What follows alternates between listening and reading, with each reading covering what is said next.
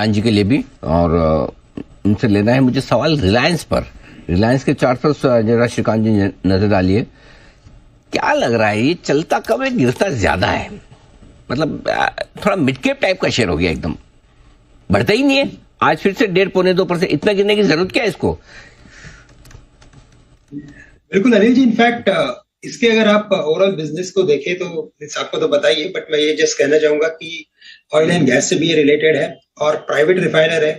Private refiner है तो अगर क्रूड के दाम अगर $75 पर बैरल के नीचे रहते हैं तो उनको थोड़ी दिक्कतें आती है।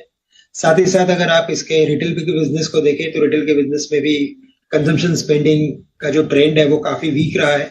मुझे लगता है कि थोड़ा फंडामेंटल हैंगओवर इसके ऊपर ज्यादा है। साथ ही साथ अगर आप देखें तो एफआईएस की सेलिंग चल रही है और उस सेलिंग में अगर आप देखें तो उनका जो इस बार का जो ओवरऑल सेल ऑफ है वो लार्ज कैप कंपनीज में है, ईटीएफ से रिलेटेड है।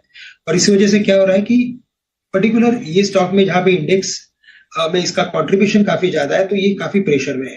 तो मुझे लगता है कि जब तक ये जो अनसर्टेनिटी बनी है वर्ल्ड मार्केट में because of dollar index, because of rupee, because of FIIs selling या because of maybe crude या कंज्यूमर स्पेंडिंग, मुझे लगता है कि स्टॉक ऐसे ही रहेगा, थोड़ा अंडर परफॉर्म करते ही रहेगा। और अगर इन दिक्कतों से अगर मार्केट अगर उभरता है तो फिर मुझे लगता है कि सबसे पहले काफी बड़ा बेनिफिशियरी रिलायंस बन सकता है। फॉर द टाइम मुझे लगता है कि फॉर द टाइम भी मुझे ऐसा लग रहा है कि अगर यहाँ से 6 से 12 महीने का व्यू हो तो बिल्कुल रिलायंस ही खरीदना चाहिए। बट अगर कोई ट्रेडिंग व्यू के साथ अगर कोई काम करना चाहता है तो मुझे लगता है कि इसमें ट्रेडिंग के बेसिस पे कुछ लाइक उसका फायदा होना बहुत मुश्किल लग रहा है। तो मुझे लगता है कि ये रेंज बनी हुई है, लेकिन स्टॉक मुझे लगता है कि 1200 से लेकर 1300 के रेंज में फंसा हुआ रहेगा।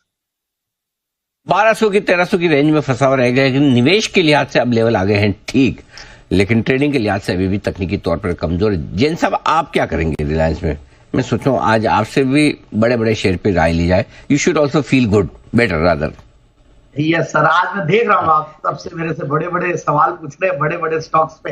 मैं भी बड़ी बड़ी राय दे रहा हूँ।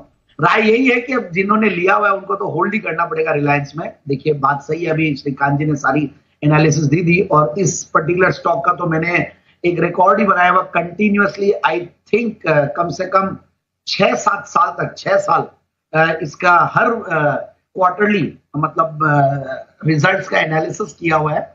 और रिलायंस इंडस्ट्रीज को मैंने देखा हुआ है 4000 के पैट से 10,000-12,000 करोड़ के पैट तक का एनालिसिस, और अब तो और भी ज्यादा है। बट ओवरऑल आई फील कि इतना इजीली ये बाउंस बैक कर जाए ऐसा लगा नहीं, क्योंकि oil and gas yes, petrochemicals भी कोई बहुत ज्यादा उसमें नहीं है, और इनके रिटेल में भी इस बार पेन देखने को मिला, और जियो है। सो लेट्स सी, थोड़ा डीमर्जर और ये सारी न्यूज है, बट इसको अब समय लंबा देना पड़ेगा और बहुत एक्स्ट्राऑर्डिनरी रिटर्न मुझे लगता नहीं है कि इसमें बनेगा। जो भी है वो कैगराइज करेंगे तो अपन 15%, 12% इस तरीके के रिटर्न्स अगर आप लॉन्ग टर्म में होल्ड करेंगे तो बनेंगे, ऐसा ही मेरा मानना है।